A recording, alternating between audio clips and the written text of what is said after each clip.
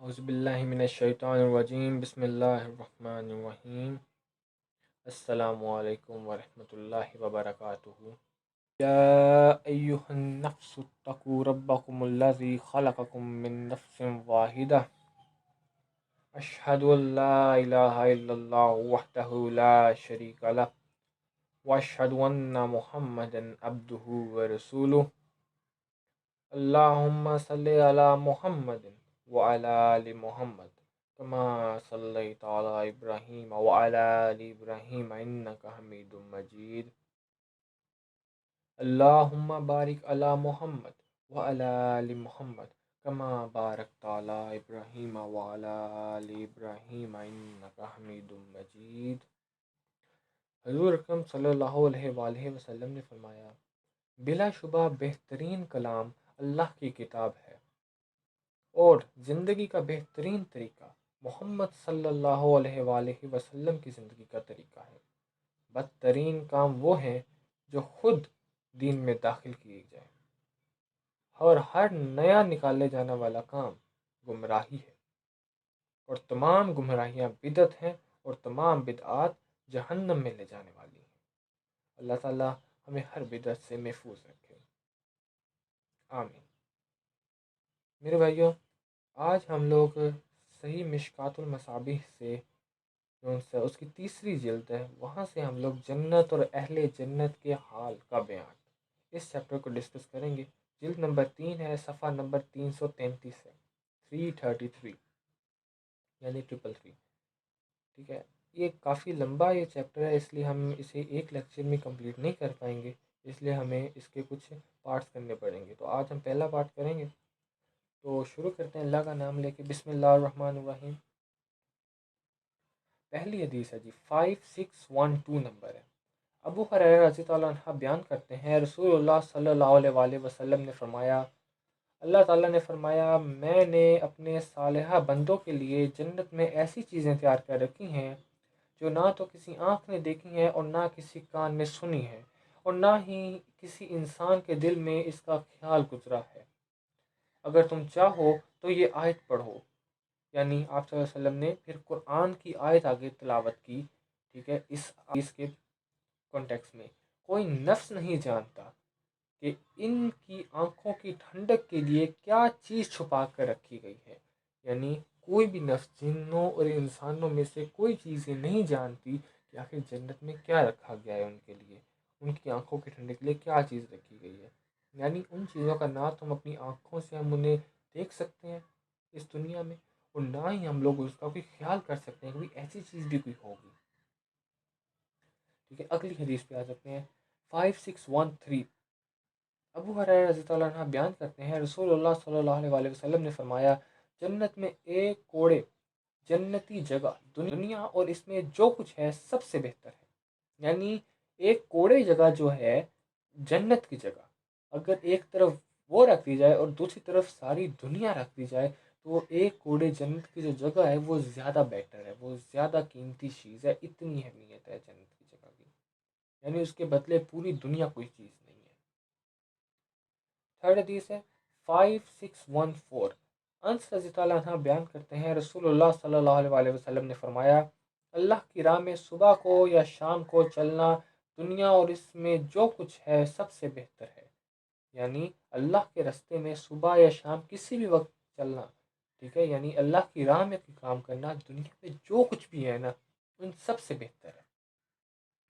اگر اہل جنت کی عورتوں میں سے ایک عورت زمین پر جھانک لے تو ان دونوں یعنی زمین اور آسمان کے درمیان ہر چیز روشن ہو جائے، اور ان دونوں کے درمیان جو کچھ ہے معطر ہو جائے، اور اس عورت کے سر کا ایک دوپٹہ دنیا اور اس میں جو کچھ ہے سب سے بہتر ہے۔ یعنی آپ صلی اللہ علیہ وسلم نے پہلے تو کہا کہ اس دنیا میں صبح یا شام اللہ کی راہ میں کیے جانے والے جو کام ہے، وہ یہ چلنا اللہ کی راہ میں، وہ پوری دنیا سے بیٹر ہے۔ کیوں؟ کیونکہ اس چلنے کی وجہ سے آپ کو جنت میں جگہ ملے گی، اور پھر جس جگہ آپ کو یعنی جنت میں جگہ ملے گی اس کی اہمیت آگے بیان کی گئی ہے کہ بھی وہ ایسی جگہ ہے کہ اگر وہاں کی عورت اس دنیا کے اندر جھانک لے تو اس دنیا میں جو زمین اور آسمان ہے ان کے درمیان کی جو جتنا بھی فاصلہ ہے وہ روشن ہو جائے۔ معطر ہو جائے، ٹھیک ہے، اور اس عورت کے سر کا ایک دوپٹہ ہی اس دنیا کی ہر شے سے زیادہ قیمتی ہے، ہر شے سے زیادہ بہتر ہے، یعنی دنیا کی اتنی اہمیت ہے، ٹھیک ہے، جس کے پیچھے ہم لوگ عام روٹین میں اتنا بھاگ رہے ہوتے ہیں، ٹھیک ہے۔ آگے آ جائیں، 5615، یہ اگلا پیج آ گیا آپ کے سامنے اسکرین پہ۔ ابو ہریرہ رضی اللہ عنہ بیان کرتے ہیں رسول اللہ صلی اللہ علیہ وآلہ وسلم نے فرمایا، جنت میں ایسا درخت ہے جس کے سائے میں گھڑ سوار 100 سال تک چلتا رہے تو اس سے طے نہیں کر سکے گا، یعنی اتنا بڑا درخت، اور جنت میں کمان کے برابر جگہ اس چیز سے بہتر ہے جس پر سورج طلوع ہوتا یا غروب ہوتا ہے۔ یعنی ابو ہریرہ رضی اللہ عنہ فرما رہے ہیں کہ جنت کے اندر اتنا بڑا درخت بھی ہے، یعنی اتنے بڑے درخت ہیں وہاں پہ کہ اگر اس دنیا کا ایک گھڑ سوار، ٹھیک ہے، اگر اس دنیا کا ایک گھڑ سوار 100 سال تک بھی اس درخت کے نیچے گھوڑا دوڑاتا رہے تو بھی اسے وہ پار نہیں کر پائے گا۔ اور فرمایا یہ جو ایک کمان ہے نا ہماری، ٹھیک ہے، یہ جو جسے ہم تیر کمان جیسے کہتے ہیں، ٹھیک ہے، کمان ہے جو اس کی، اس اتنی جگہ ایک کمان کے برابر جگہ بھی اگر جنت میں ہم ایک طرف ایک کمان کے برابر جگہ بھی جنت کی رکھی جائے، اور دوسری طرف پوری دنیا کی، اس سے مراد انہوں نے یہاں پہ کہا ہے کہ ہر وہ چیز جس پہ سورج طلوع اور غروب ہوتا ہے، یعنی ہر وہ چیز دنیا کی جس کے اوپر سورج کی روشنی ڈلتی ہے اور پھر وہاں سے ہٹ جاتی ہے، یعنی غروب ہو جاتی ہے وہ، ٹھیک ہے، ہر اس چیز سے بہتر ہے وہ کمان، ایک کمان جنت کی جگہ، اتنی قیمتی چیز ہے، یعنی یہ طلوع غروب سے مراد، یعنی سورج تو پوری دنیا میں نکلتا ہے، پوری دنیا میں غروب ہوتا ہے، تو اس سے مراد پوری دنیا ہی ہے، کہ جنت میں ایک کمان جگہ پوری دنیا سے زیادہ اہمیت کی حامل ہے۔ 5616، ابو موسیٰ رضی اللہ عنہ بیان کرتے ہیں رسول اللہ صلی اللہ علیہ وآلہ وسلم نے فرمایا، مومن کے لیے جنت میں ایک خولدار موتی کا خیمہ ہوگا جس کا عرض، اور ایک روایت میں ہے اس کا طول 60 میل ہوگا، یعنی اس کا عرض یا طول 60 میل تک ہوا، ایک موتی کا خیمہ ہوگا جو کہ خولدار، یعنی اندر سے وہ خالی ہوگا جس کے اندر رہا جا سکے، موتی کا ایک خیمہ ہوگا، ٹھیک ہے، اور اس کے جو ہے وہ طول یا عرض جو ہے اس کی لمبائی یا چوڑائی، ان میں سے کوئی ایک چیز 60 میل لمبی ہوگی وہ، ٹھیک ہے، اس کے ہر کونے میں اس کے اہل خانہ ہوں گے، وہ دوسروں کو نہیں دیکھیں گے، اور اس کے لیے 2 باغ ہیں، ان کے برتن اور جو کچھ ان دونوں میں ہے وہ سب چاندی کا ہے، اور 2 باغ ہیں، ان دونوں کے برتن اور ان کے درمیان جو کچھ ہے وہ سب سونے کا ہے، اہل جنت اور ان کے رب کے مابین صرف کبریائی کی چادر ہے جو کہ سدا بہار جنت میں اس کے چہرے پر ہے۔ یعنی کہ جنتی کو 2 باغ، پہلے 4 باغوں کا ذکر ہوا، یعنی جنت میں 2 باغ ایسے ہیں جس کی ہر چیز چاندی کی ہے، اس کے اندر برتن وغیرہ سب کچھ چاندی کی ہیں۔ پھر دوسرا باغ ہے کہ 2 اور باغ ہیں جس کا قرآن میں بھی ہمیں ذکر ملتا ہے، ٹھیک ہے، کہ 2 اور باغ ہیں جس کے اندر ہر چیز سونے کی ہے، ان کے برتن وغیرہ سب کچھ سونے کا ہے، ٹھیک ہے، اور پھر آگے کیا فرماتے ہیں، اہل جنت اور ان کے رب کے مابین صرف کبریائی کی چادر ہے، یعنی صرف اللہ کے اور اس کے بندے کے درمیان صرف ایک کبریائی کی چادر ہے جنت کے درمیان، جو کہ اللہ کے چہرے پہ جنت میں ہمیشہ سے ہی ہے، یعنی سدا بہار جب سے جنت ہے تب سے اللہ کے چہرے پہ وہ چادر ہے، اور انشاءاللہ تعالیٰ جنتی جو سے ہیں وہ ان کے سامنے وہ چادر ہٹائی جائے گی اور وہ اللہ تعالیٰ کا دیدار کریں گے انشاءاللہ۔ اگلی آ جائے 5617،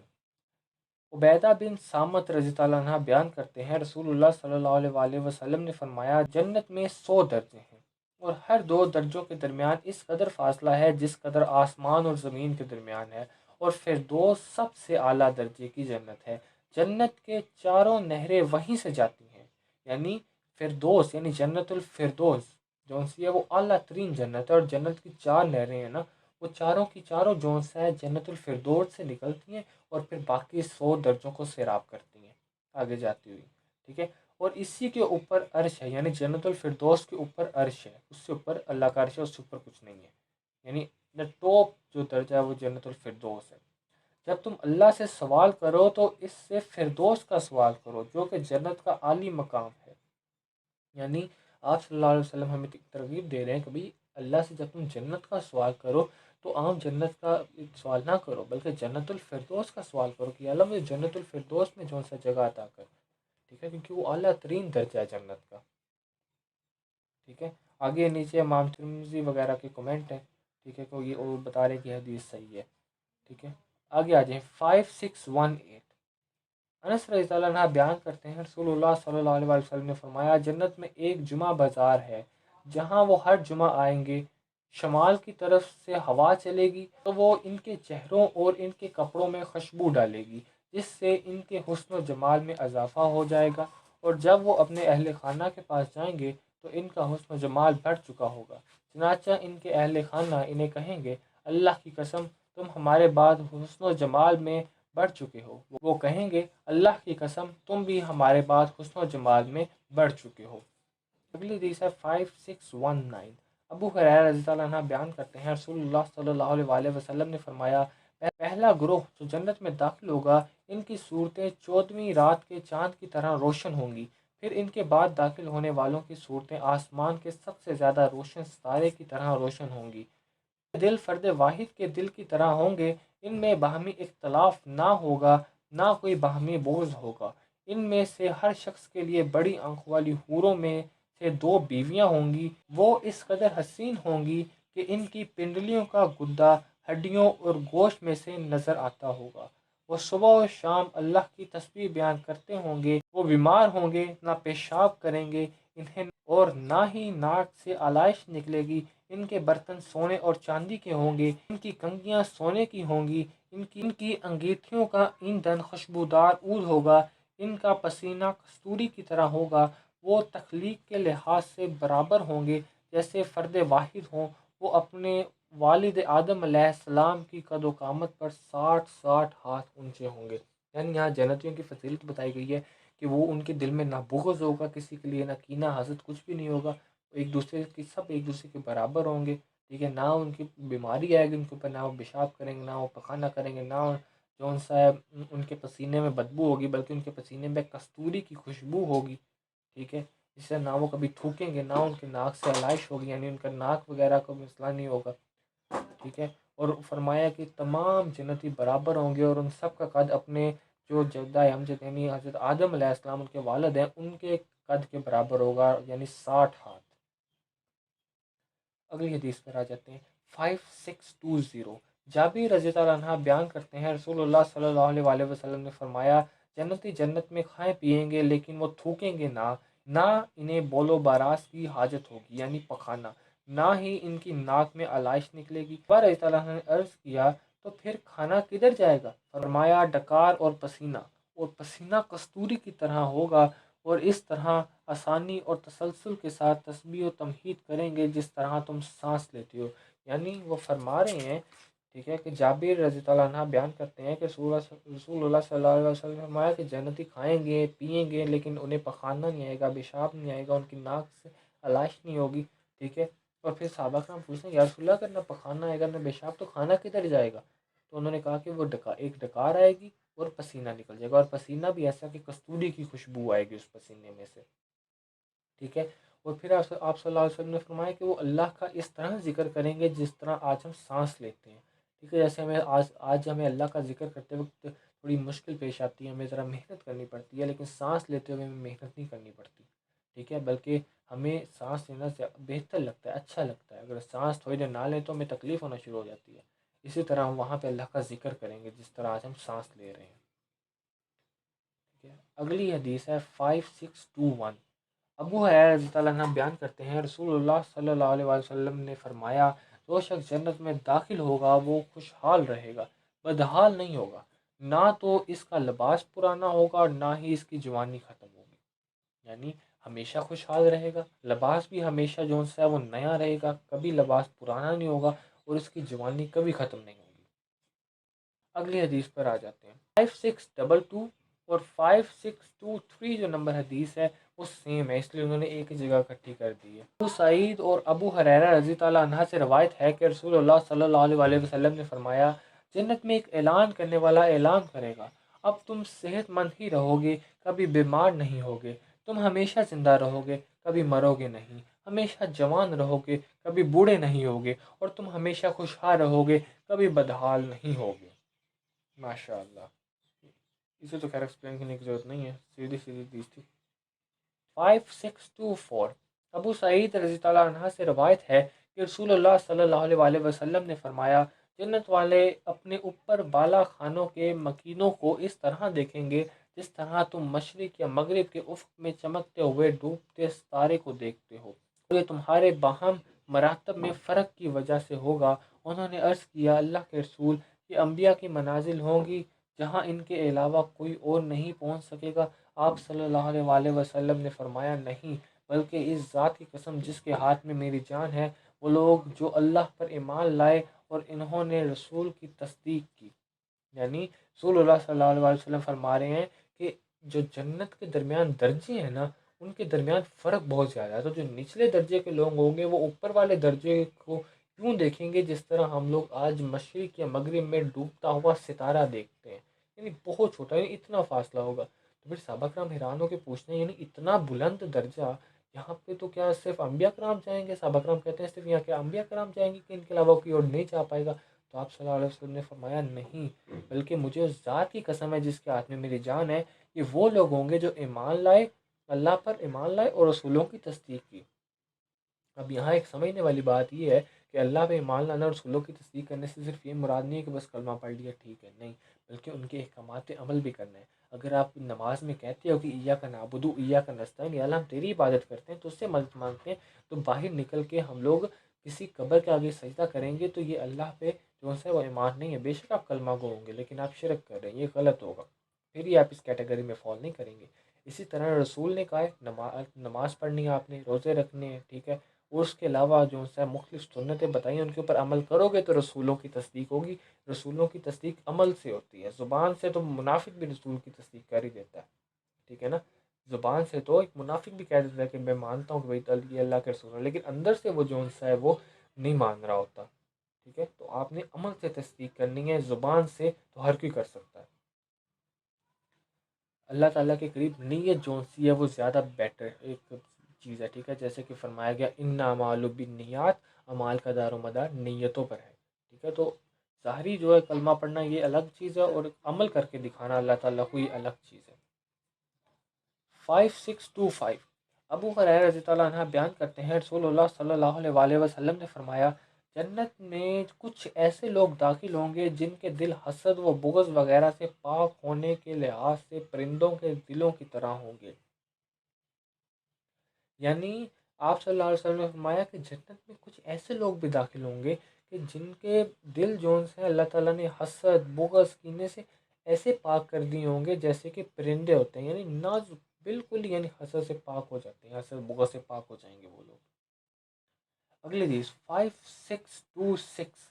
अबू सईद रज़ियल्लाहु अन्हा बयान करते हैं, रसूलुल्लाह सल्लल्लाहु अलैहि वसल्लम ने फरमाया, अल्लाह ताला अहले जन्नत से फरमाएगा, जन्नत वालों, वो अर्ज़ करेंगे, हमारे रब, हम हाजिर हैं तेरी सआदत हासिल करने के लिए, और हर किस्म की खैर व भलाई तेरे हाथों में है। वो फरमाएगा, यानी यहाँ तक तेरे हाथों में है, यहाँ तक जन्नती ने जो सा आगे से जवाब दिया जन्नतियों ने। अब आगे अल्लाह फरमाएगा, वो फरमाएगा, क्या तुम खुश हो? अल्लाह पूछ रहा है, क्या तुम खुश हो? वो अर्ज़ करेंगे, अब जी, हमारे राज़ी ना होने की क्या वजह हो सकती है, जबकि आपने हमें वो कुछ अता फरमा दिया है जो आपने अपनी मखलूक में किसी को अता नहीं फरमाया।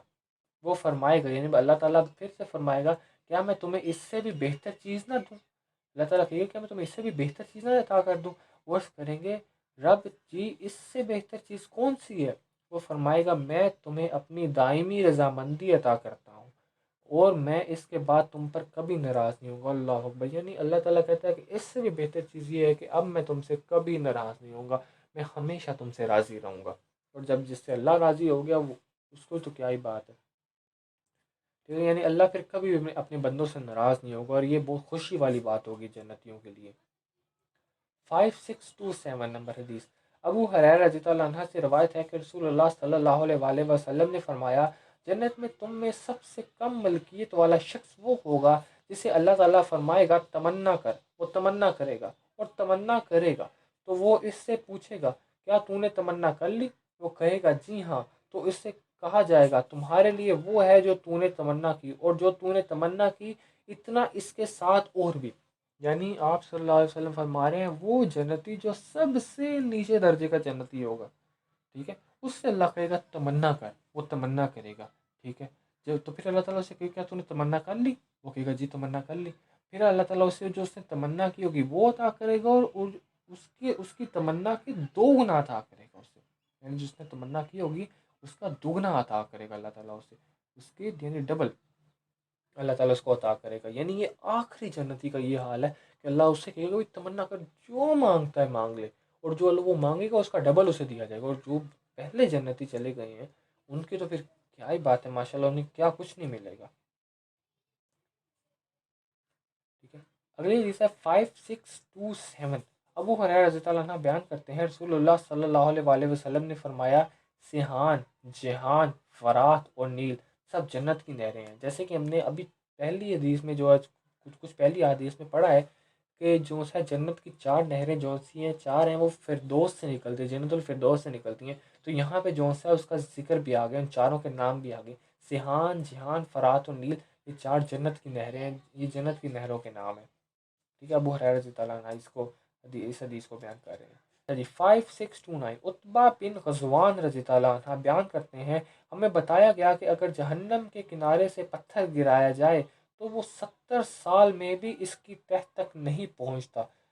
اللہ کی قسم اسے بھرا جائے گا، اللہم اجرنا من النار، اللہ ہمیں جہنم سے بچائے۔ یعنی جہنم کی گہرائی اتنی زیادہ ہے کہ ایک پتھر گرایا جائے تو 70 سال تک وہ گرتا رہے گا، پھر بھی اس کی تہ تک نہیں پہنچے گا۔ ٹھیک ہے، پھر اسی حدیث کے آگے جو ہے عتبہ بن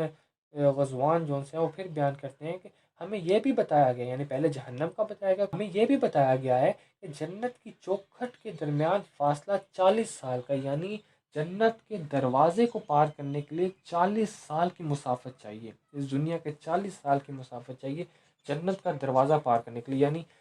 میدان حشر سے ہم جہاں سے دروازہ شروع ہوتا ہے اور جنت جہاں پہ شروع ہوگی نا، اس کے درمیان کا فاصلہ 40 سال کا ہوگا۔ اور اس پر اب یہ دوبارہ حدیث پڑھوں میں، اور اس پر ایک دن ایسا بھی آئے گا کہ وہ ازدحام کی وجہ سے بھری ہوگی، یعنی ایک ایسا دروازہ اتنا جس کے دروازے کی چوکھٹ ہی جو ہے وہ 40 سال مسافت ہے۔ کہتے ہیں کہ ایک دن ایسا بھی آئے گا کہ ہمیں بتایا گیا ہے ایک دن ایسا بھی آئے گا کہ وہاں بھری ہوگی وہ جگہ، چل پیر رکھنے کو جگہ نہیں ہوگی اتنی۔ یعنی اللہ تعالیٰ جہنم کو تو بھرے گا، لیکن ساتھ ساتھ یہ بھی فرما دی گا کہ ہم جنت میں بھی اتنے لوگ داخل کریں گے کہ ایک ایسا دروازہ جس کی چوکھٹ 40 سال کی مسافت کی ہے وہ بھری ہوگی فل۔ ٹھیک ہے، تو ابھی جو سا ہم نے یہ اس کا جو ایک پہلا باب تھا وہ مکمل کیا ہے جنت والے چیپٹر کا۔ ٹھیک ہے، انشاءاللہ آگے ہم دوسرے باب بھی کریں گے۔ اس دوران اگر مجھ سے کوئی غلطی ہو گئی ہو تو جناب میں اس کا معافی کا طلبگار ہوں۔ ٹھیک ہے، اور اگر آپ کو کوئی بات بری لگی ہے تو اللہ تعالیٰ آپ کو توفیق عطا کرے کہ آپ مجھے معاف کریں، اور آپ بھی مجھے معاف کر دیجیے گا۔ ٹھیک ہے، السلام علیکم ورحمۃ اللہ۔